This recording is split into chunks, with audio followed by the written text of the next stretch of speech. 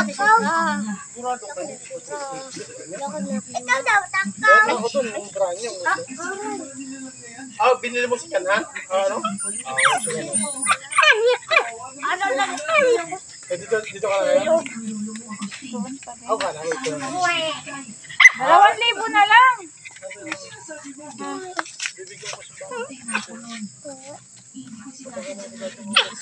Sunod. Ha? Eh din, nagdubli-dubli na yung puson ko. Pag hindi ako kuha sana, bigyan ko gawin na. Bigyan ko gawin na. Wala pala ako ba? Bakit pala yan sa Ang kanya? box ang mapala. Marami na akong buran. Ay, be, wag ka diyan, be. Baka masundot ka si Ate Ibs. Wag ka sa likod ko, baka hindi kita Sabi ko pa, ako sa malgot ko. Ako sa sila. Dito, salamat eh.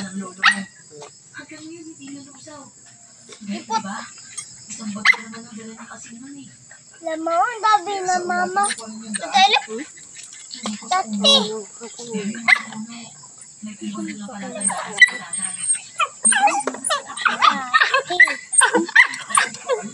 may nilaglag.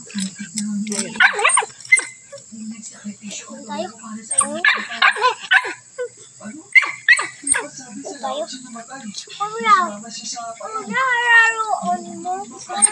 Laruan mo. Dito tayo.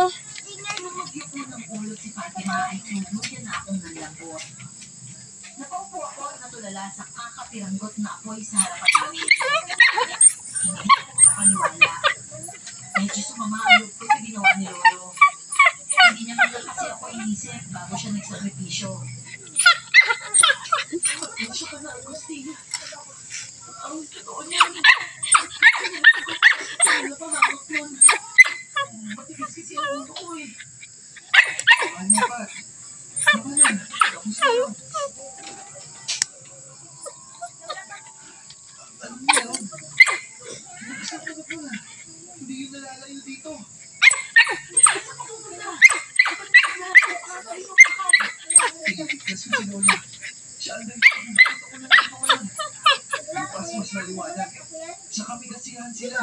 Magandang timing to. Pero Agustin, hindi ko kailangan sumama kung ayaw mo. Ito, huwain mo to. Ingatan mo, bawat paling pangakawalan mo ha. Yura, wag ka maingay, Yura. Isasama ako, Agustin. Utang na loob ko sa lolo mo ang buhay ko. Kaya handa akong tulungan ka. Ito na lang ang magagawa ko para makabawi. Wala kang utang na loob sa akin, Fatima. Alam mo kung sa loob ni Lola na iligtas ka. Kaya ako siyang nailaw. Binaybay namin ang daan patungo sa ingay na naririnig namin. Ang misyon ko ay hanapin lang si Lola. At umalis na din sa lugar na yun. Si Lola. Kahit nasaan kami, napapadala na kami sa senyales para hanapin siya. Malayo pa lang kami ay kita na namin ang nagkakasiyahang mga nilalang. Malakapagpapos sa gitna nila. May kulay din pala? May malaking kawat din ang nakasalang doon. Meron. Habang tila mga guard na nakabantay ang mga aso sa bawat gilid.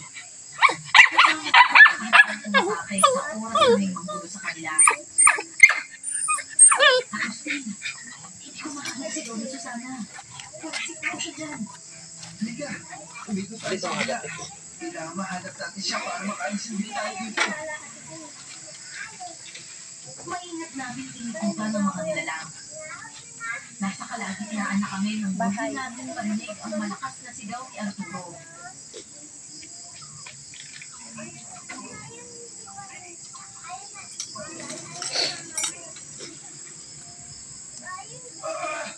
Pakulan niyo ako! Mga aligaw kayo! Kapag namatay ako, mamuntoy ko kayo lahat! Papatay ko kayo isa-isa! Sana gusto rin! Paano ba? Alam ko na irinig niyo ako! Iligtas niyo naman ako! Napahiling na lang ako. Wala nga yata sa sarili niya si Arturo. Nang sumilip ako ay nakita kong bitbit siya ng dalawang matangkad na nilalang. Ang isa ay nakahawak sa kamay niya. Yung isa naman ay sa paa. Para siyang kulating palag ng palag, pero hindi naman siya makawala. Nagulat ako nang bigla na lang nilang ihagi si Arturo sa malaking kawa. Nanukoy ko kukulo na ang tubig. Maging si Fatima, hindi na kailang mapatuloy ng mahina. Balik kami sa puna. Dahil doon ay napansin kong nagtinginan ang mga aso sa loob namin. Ganun na lang ako. Kayos ka na ano pa. Araw mo kami sa dalili. Yan din lang sa nasigdan. Bilisan mo! Para akong mawawala sa katinuan. Habang naririnig ang malakas na apungan ng mga aso.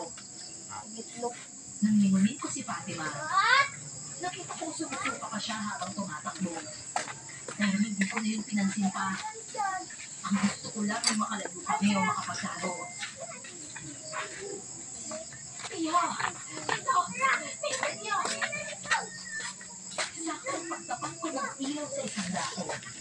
Nakita ko doon ang matandang babae. Wow, linaw ng ilaw natin ah. Sa amin, kaya naman automatic na doon diretso ang mga ako. Kinahila ko doon si Ang Fatima. linaw na natin ilaw. Bukas sa ilalim ng isang napakalaking puno ang pinasok namin. Malinaw na ang Agad ilaw na natin ah. nakikinatin ang matanda ng pinudel kami makapasok. Kaya nga, kalimutan mo. Nang isa ay wala kaming inikan. Wala kayong gagamitin. Tanging malakas na tibok ng puso ko lang at malalim na paghinga ang naririnig ko. Dahil medyo masikip, magkakadikit kami tatlo doon. Hanggang sa mawala na ang ingay ng mga aso sa paligid. Saka parang ako nakahinga ng maluwag. One lang ba, di ba? Hindi ko Lahat. pa lang din nagawang balina si Lola Susana. Kapatid ko niyan ba? Lola? Bababa ka lang. Mahina ang pang-amoy ng mga aso niyo sa mga buhay. Pero malakas ang pandinig nila. O puto. Oo nga ba lang ako? Nahanap mo rin pala ang lakas pagalitan mo. Para Ilan nga yan, sila ka nga yan sa kapatid. ang mga panalain ko. Nakasugalit. Lola? Gagawin ibak mo. Hindi ko alam na buhay pa kayo. Patawarin niyo ako. Akala ko hirap na ako noon.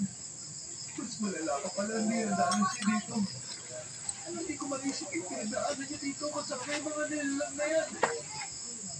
Alis mo na ako dito ako.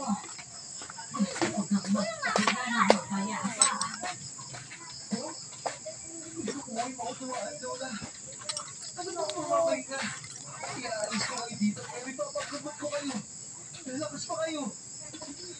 Bigla ako Di ba pakawalan. na ano yung Bigla ilaw? ako palayain. Labas-labas. Napagod na ako. Ikat akong nakaiyak bago siya niyakap.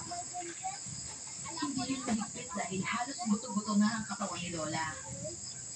Natatakot ako na baka Ito ba ang masaktan ko pagkita siya. sa puno sila? Kaya kahit ganun ko siya Ito yung lang mga ipalipat. alalay pa din ako sa pagyakap sa kanya. Aaminin ko kakaiba na din ang amoy niya. Hindi kaaya-aya. Pero nauunawaan ko. Sa loob ng napakahabang panahon na naroon na siya, maswerte pa din ako na inabutan ko siya buhay.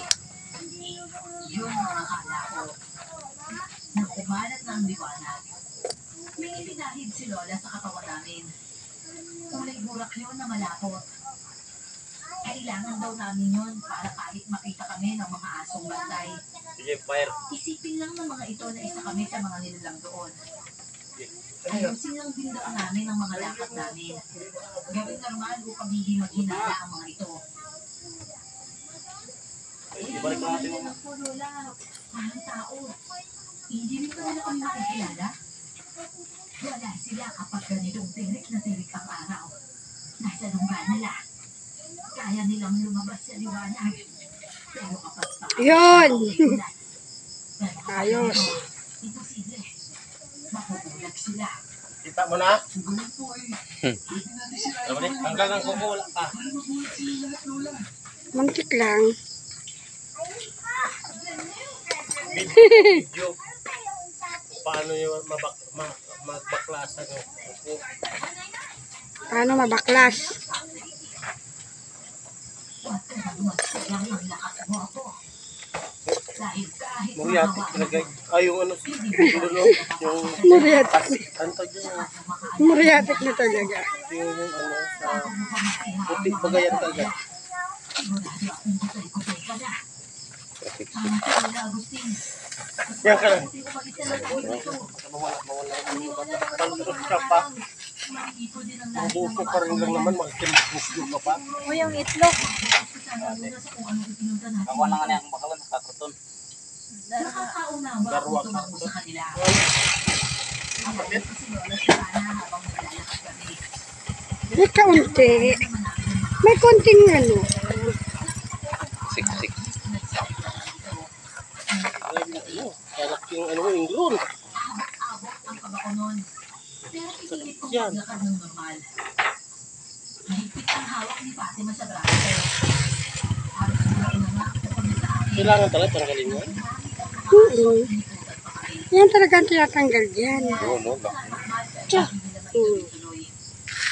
Yan talaga ang tinatanggal dyan. Ganon. So masakit yan paggabi. Hindi mo pwedeng hindi tanggalin yan. Mas lalong ano yan. Matagalan ka lang. Tanggal mo pa ulit. Ibara. Ba't ganyan yung kuko mo, yung mga ingroon? Kahit yung sa'yo meron yan. Ayaw ko patanggal ng ingroon. Hindi, Ang sakit. kahit dry skin lang pwede yan. Huwag lang ano. Ako kasi, Tanggal ako ng ingroon, hindi ako makalakad. Naglubo yung ano ko. ako sinusundan ko lang yan. Hindi naman ako pag hindi malalim, hindi ko rin kinakat ng malalim.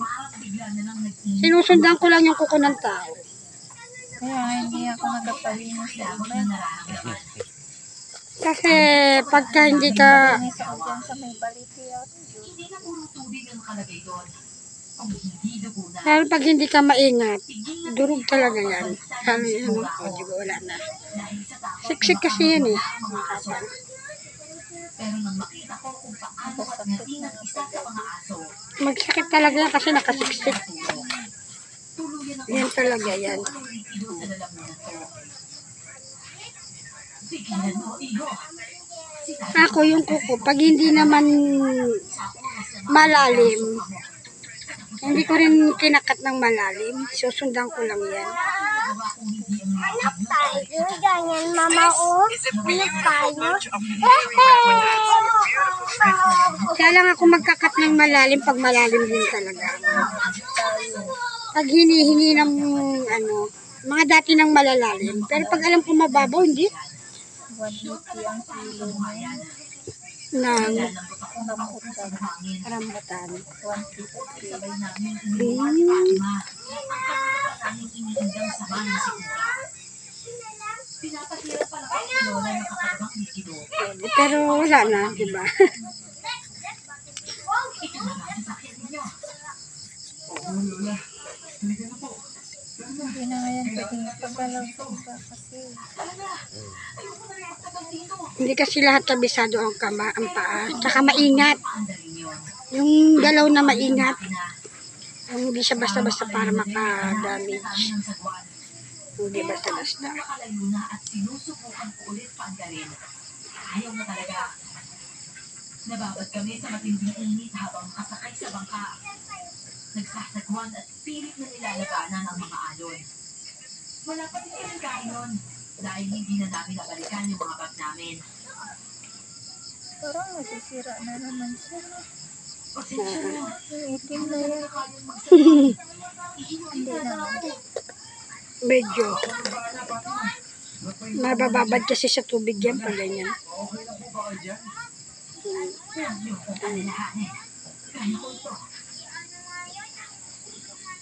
Nangihina na rin ako pero hindi ako pwedeng sumuko. Ang alam ko ay malayong-malayo pa kami. Halos 4 na oras din kasi ang naging biyahe namin papunta doon. May gamit pa kaming makina noon. Paano pa ngayon sagwa na lang ang gamit namin? Hindi Okay. malayang nakatulog na ako sa labis na pagod.